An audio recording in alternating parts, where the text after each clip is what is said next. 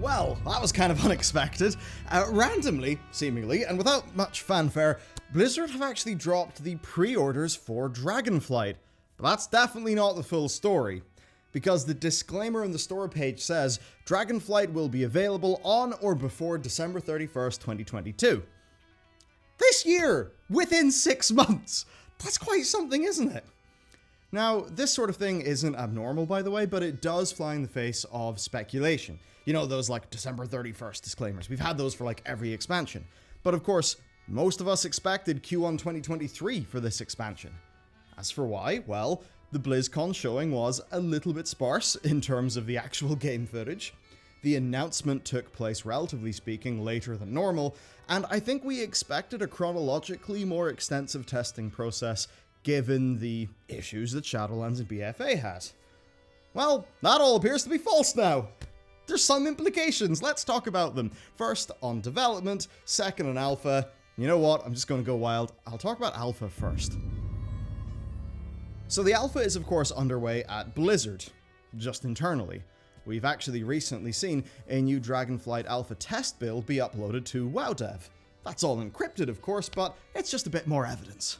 It does mean that external alpha is almost certainly going to come out soon though. I would expect within a few weeks. I wouldn't be surprised if it was next week. Let's talk about some times then. I'll actually use WOD here because it's kind of similar with dates. So Warlords of Draenor external testing started June 5th. It lasted 161 days. I think that's 5 months and 8 days. And then the expansion came out. If the exact same timing occurred right now, with alpha starting next Tuesday, then Dragonflight would release Tuesday, November 29th. Funny enough, that's a week after Shadowlands launched, relatively speaking. And I think that's actually a somewhat important thing to point out. You see, Legion released in August. BFA also released in August.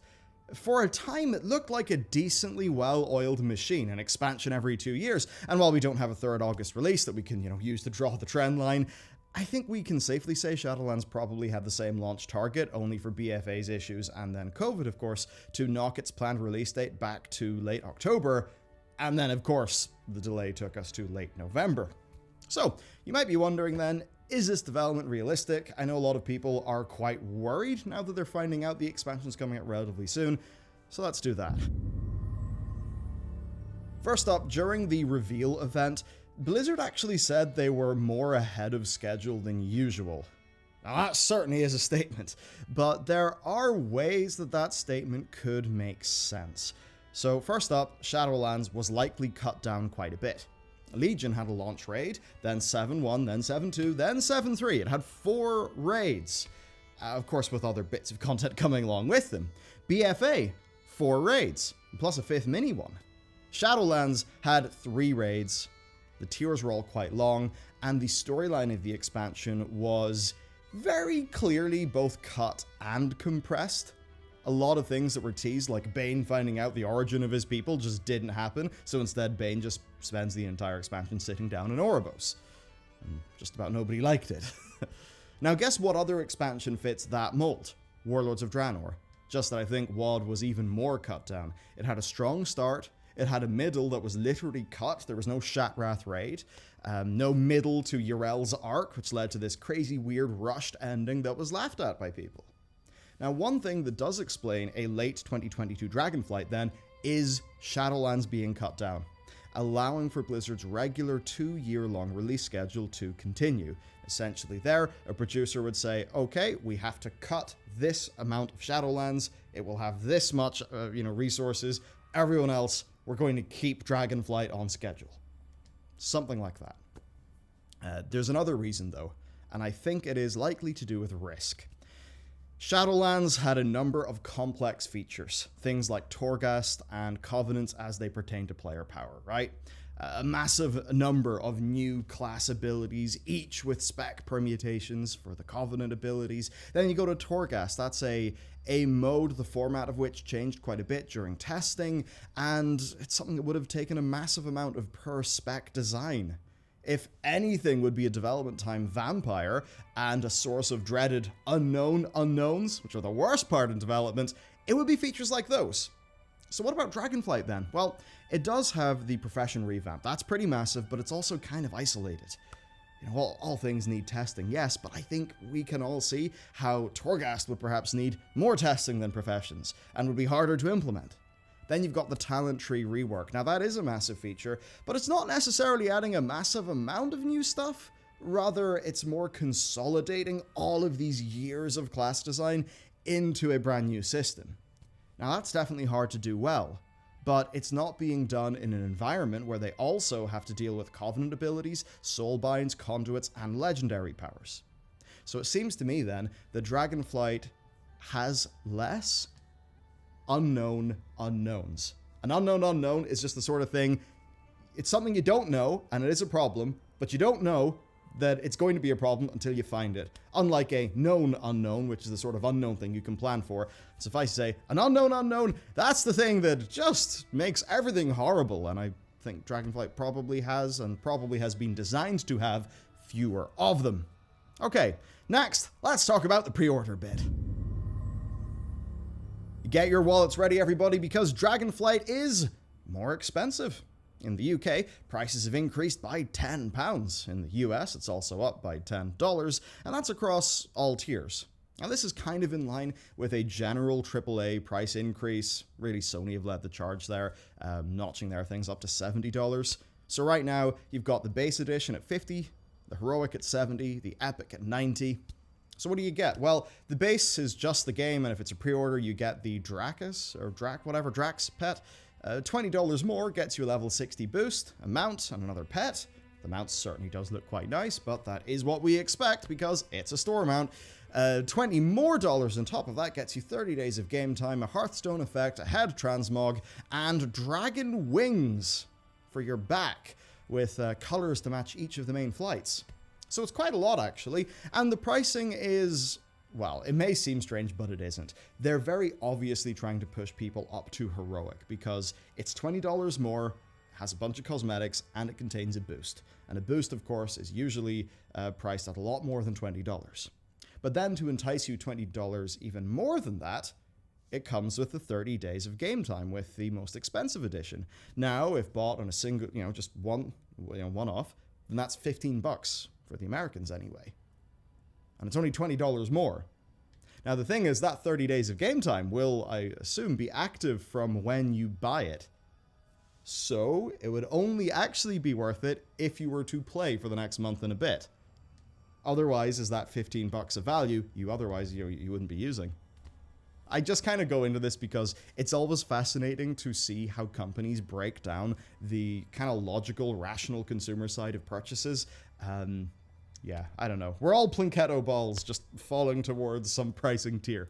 Okay, there's actually more stuff in the store, though. So they've added a mini Ursoc pet for $10, and they've also launched the Midsummer's Night pack. For all the Shakespeare fans. Now that includes a bunch of existing cosmetics, the Ursoc pet thingy, and they've also, by the way, discounted Shadowlands. And then there's also the Complete Edition, which has, of course, been updated for Dragonflight, clocking in at $110 for Heroic and $130 for Epic. Ah, there you go. You know what? There's one thing that I'm really pissed off at here, and it's totally a selfish thing.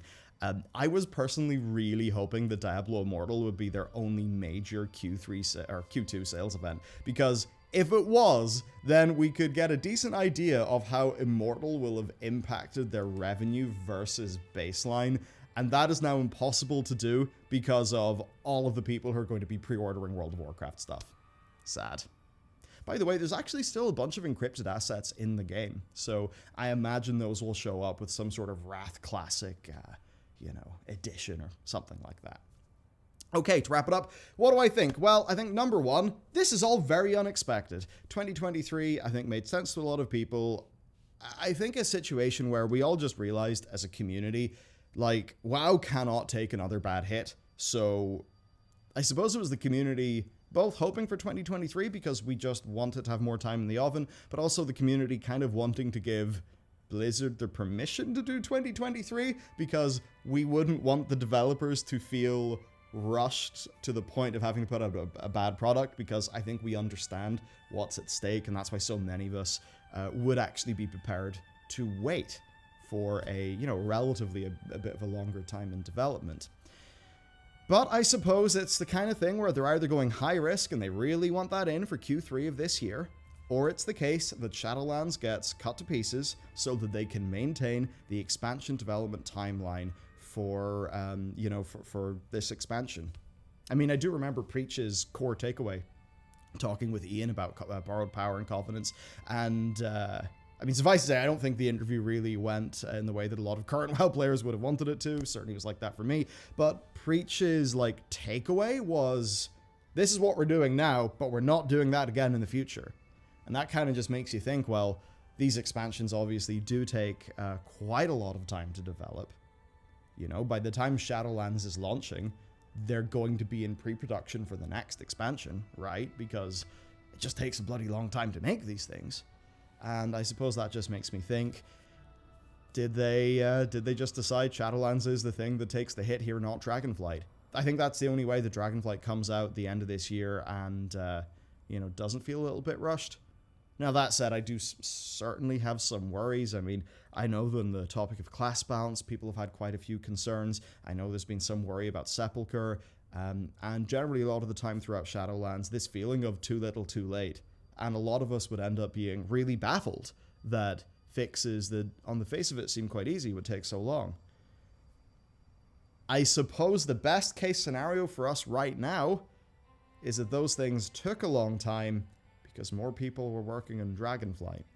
But obviously, that is just speculation.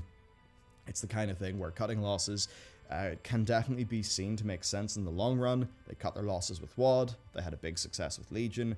I think I would come in and argue, yeah, but you definitely can't do that too often because churn is absolutely a brutal thing. I mean, just look at what a churn rate does to a software as a service business model, right? And you find out that churn is one of the most worrying things for people in SaaS.